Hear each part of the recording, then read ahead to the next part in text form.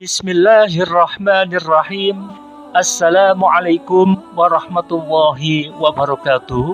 Alhamdulillah wa syukurillah ala nikmatillah. Allahumma salli ala sayyidina Muhammad wa ala ali sayyidina Muhammad. Amma ba'du. Saudara pendengar Jamaah Taklim Cahaya Salam, yang semoga kita semuanya senantiasa dirahmati oleh Allah Subhanahu wa taala, baik di dunia maupun di akhirat kelak. Amin, amin, amin. Dalam sejumlah hadis diterangkan bahwa Nabi Muhammad Rasulullah Sallallahu Alaihi Wasallam memerintahkan atau mensyariatkan agar kita melakukan sholat sunnah di rumah. Hal ini menunjukkan bahwa sholat sunnah lebih utama dikerjakan di rumah. Mengapa demikian?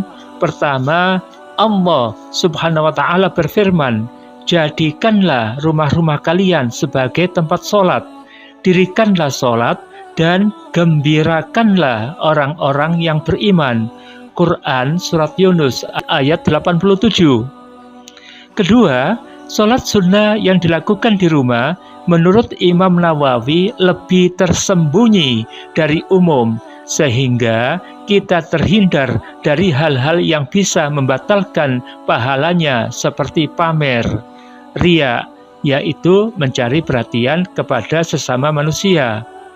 Dengan demikian, jika kita sholat sunnah di rumah, insya Allah niat kita untuk mencari ridhonya lebih terjaga.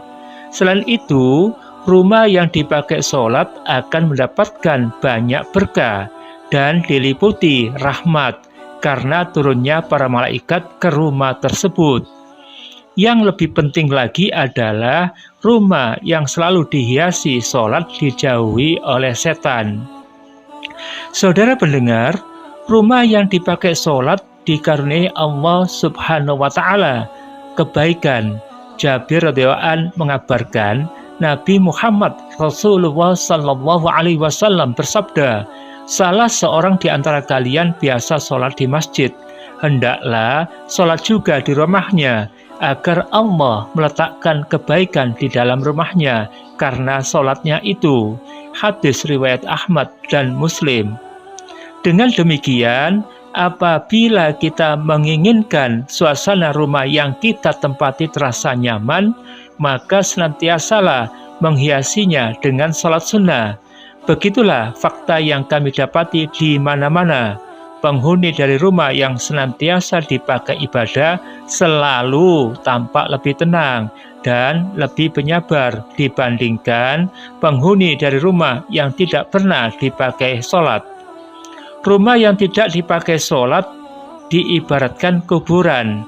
Ibnu Umar radhiyallahu anhu memberitakan, Nabi Muhammad Rasulullah Sallallahu Alaihi Wasallam bersabda, "Kerjakanlah sebagian sholatmu itu di rumahmu, dan jangan engkau jadikan rumahmu itu seperti kuburan."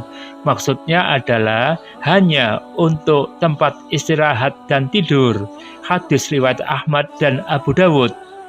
Saudara pendengar, sebagaimana telah kita ketahui bersama, suasana kuburan tidak hanya terasa sunyi dan sepi, melainkan terkadang terasa mengerikan.